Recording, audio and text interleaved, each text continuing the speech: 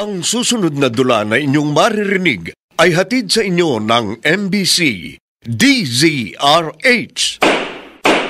Hukumang Pantahanan. Hukumang Pantahanan. Mga kasong tunay at totoong nagaganap sa pang-araw-araw nating pakikibaka sa masalimuot at mapagbirong kapalaran. Magsisilbing tagapagpaalala upang makaiwas sa mga krimen at kaguluhan. Tatayong bantayog na magpapatatag sa kalooban ng bawat nilalang. Hukumang Pantahanan!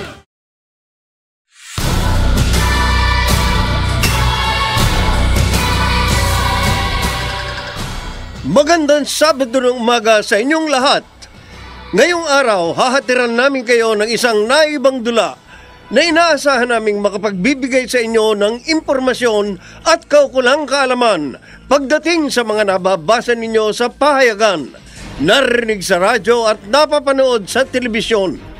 Mga usaping dapat lamang magkaroon ng tamang gabay, katulad ng usaping makakakuha ba ng pensyon ang SSS member na may maling birth date dito sa Hukumang Pantahanan!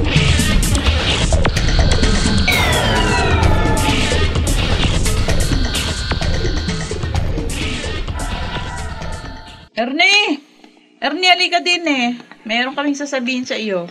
Bakit po, Diche? Sansay? Maupo ka riyan. Pinag-uusapan ka namin ni Elisa. Hindi ba't sabi mo gusto mong magpatuloy na pag-aaral sa kolehiyo? Opo, Diche. Pag-aaralin niyo na po ako. Gusto naming magsiman ka. Kaya balak namin ipasok ka sa isang maritime school. Kasong problema wala kaming perang pampaaral sa iyo. Mabuti na lang, nakausap namin yung kaibigan namin si Loren. Yung kapatid niya, papasok sa isang public maritime academy. Naisip namin ni Elisa na doon ka ipasok. Kaya lang may isa pang problema. May age requirement sila. Underage ka pa ng 1 taon. Nakakainip kung maghihintay pa kami ng 1 taon. Kailangan mo nang makapasok agad para kapag naging seaman ka na, di makatulong ka sa amin. Ano pong gagawin natin, Sanse?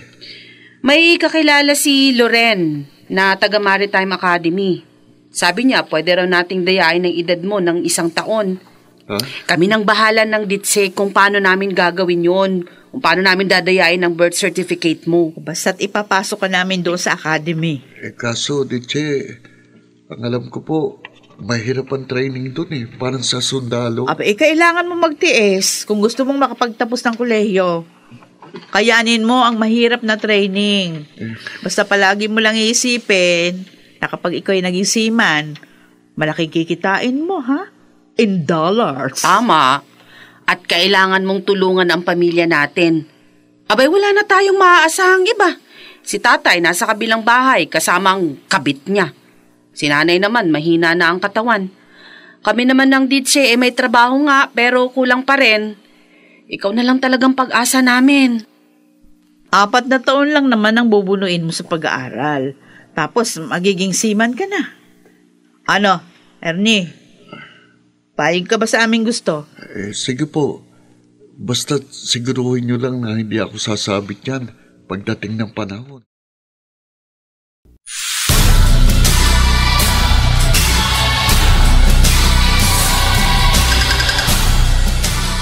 Balikan natin ang dulang Hukumang Pantahanan! Naman.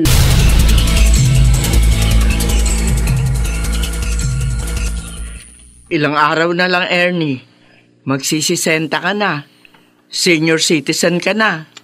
Oo nga Ang bilis talaga ng panahon.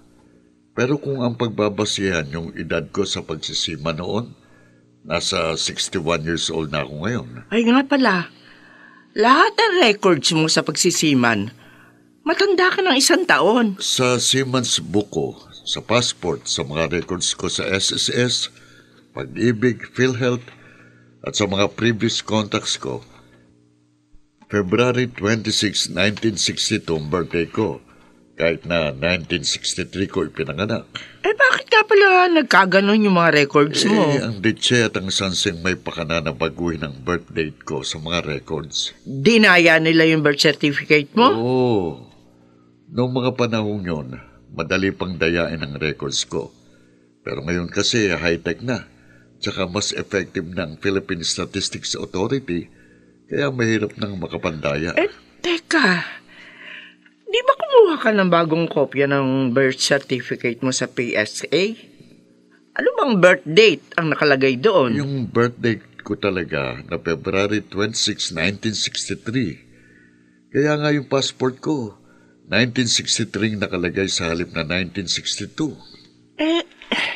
Hindi ba maapektuhan yan ang pag-claim mo ng pensyon? Kasi bubusisiin nila ang mga records mo pag nagkataon. Hindi naman siguro maapektuhan kasi mag-a-apply naman ako for pension pagkatapos talaga ng 60th birthday ko sa 26. Kaya nga nung last year, kahit na 60 na ako sa mga records ko, hindi ako nag-apply or nag-claim. Ayoko naman kasi mandaya. Saan na nga lang, Ernie?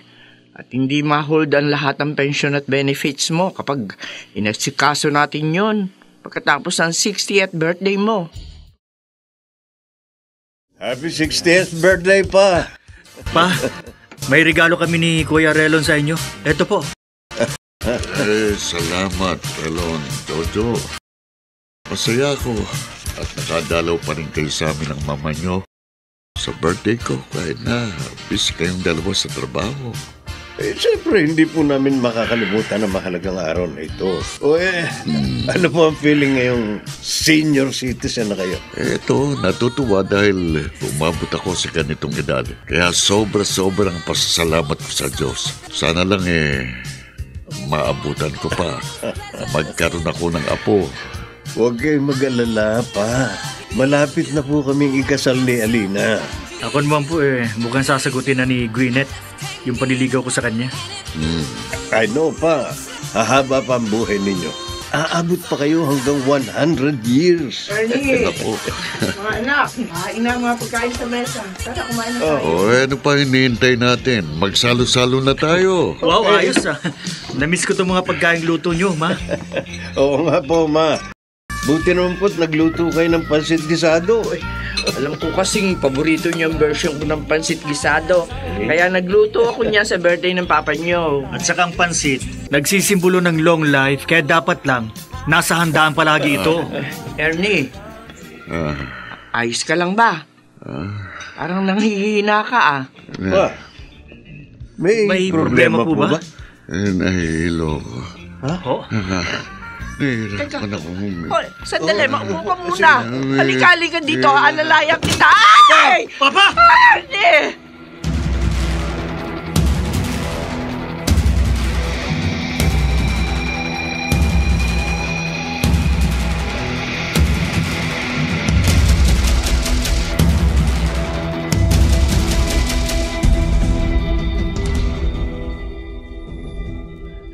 Ano sabi ng doktor sa inyo, Relon? Jojo, ano raw ang nangyari sa papa niyo?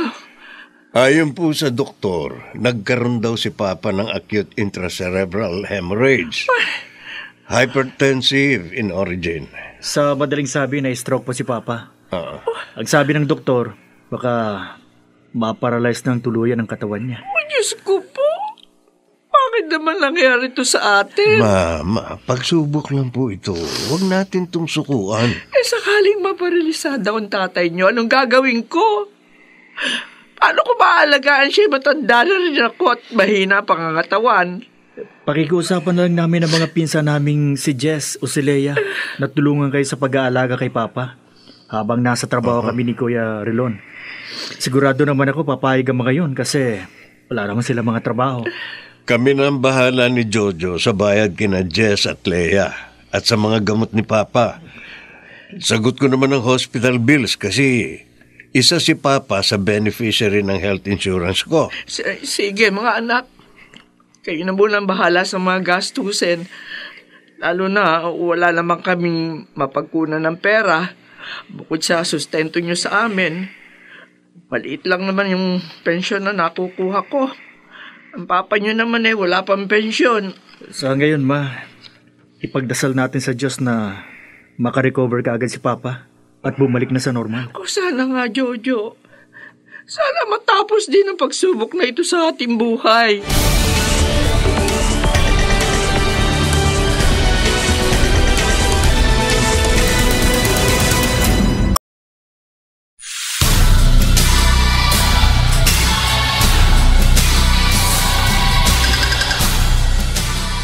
Balikan natin ang dulang Hukumang Pantahanan!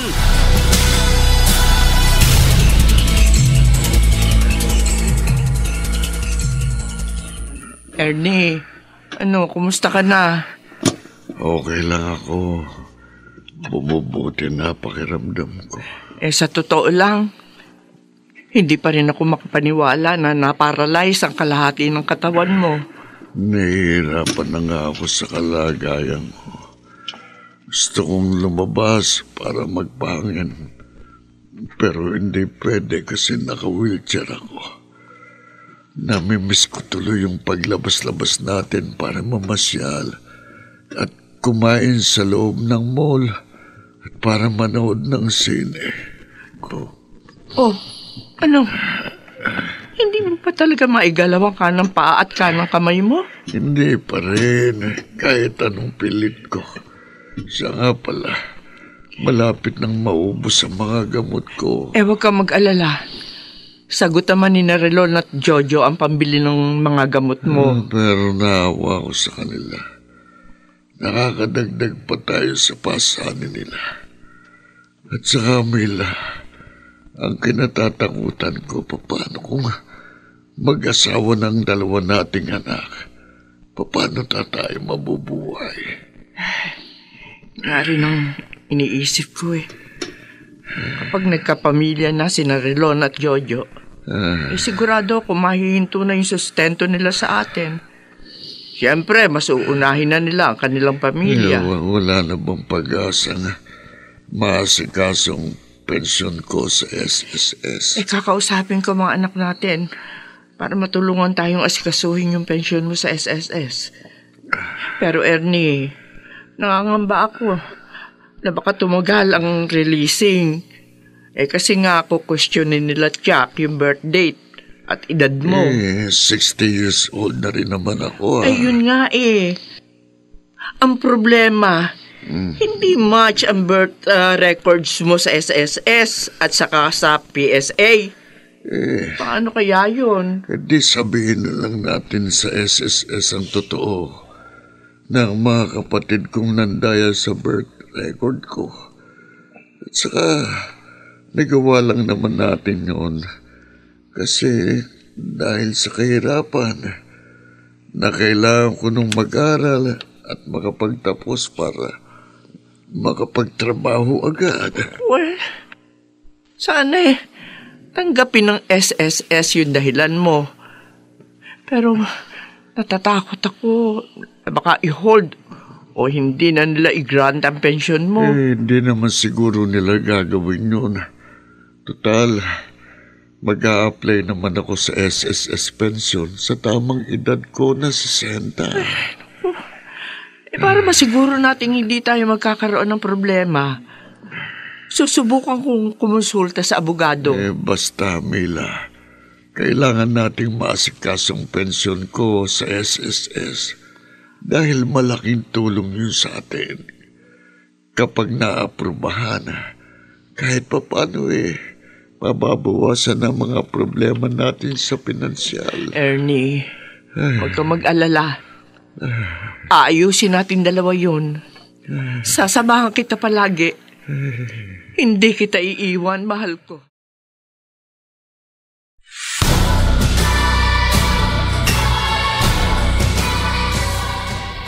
Mga kaibigan, narito si Atty. Rina Seco upang magbigay ng karagdagang kaalaman tungkol sa usaping Makakakuha ba ng pensyon ang SSS member na may maling birth date? Madali na pong solusyonan ang problema ni Ernie kaugnay sa maling birth year sa kanyang SSS records. Ang tanging kailangan lang po niya ay kumuha ng kopya ng kanyang birth certificate mula sa Philippine Statistics Authority o dating NSO na nagre-reflect ng totoo niyang birthday. Ang original copy na ito ay isasubmit sa SSS kalakip ang SSS Member Data Amendment Form. Makakatulong din po na maghanda na siya ng affidavit of 2 disinterested persons para patotohanan ng kanyang pagkakakilanlan at totoong petsa ng kapanganakan sa kanyang legal na dokumento. Take note lamang po ng affidavit ay dapat na ginawa, pinirmahan at pinanumpaan ng 2 taong hindi niya kaanak at hindi magbe-benefit sa transaction kung saan ito gagamitin at totoong nakakaalam ng kapanganakan ni Ernie. Maari po itong kapitbahay, kaibigan, o isang matagal ng kakilala na buhay na noong ipinanganak si Ernie. Dagdag pong kaalaman para sa may mga iba pang concerns sa kanilang SSS records. Kung ang problema ay maling gender sa record, pwede pong isubmit ang birth certificate o kaya naman ay passport or, kung duman sa korte, yung order granting petition for correction of gender. Sa mag-update ng civil status from single to married, kailangan po ng marriage certificate from PSA. From married to legally separated, a decree of legal separation. From married to widowed, isubmit ang kopya ng death certificate o kaya naman ay declaration of presumptive death mula sa korte. From married to single, kopya ng certificate of the finality of annulment decree o kaya naman ay decree of divorce. Sakali naman at nai-report ang live-in partner bilang asawa gayong hindi naman sila totoong kasal, maari pong isubmit ang Certificate of No Marriage or tinatawag nating CNOMAR. Sa may mga unreported or additional dependents o beneficiary, kung ito po ay asawa, kailangang mag-submit ng marriage contract.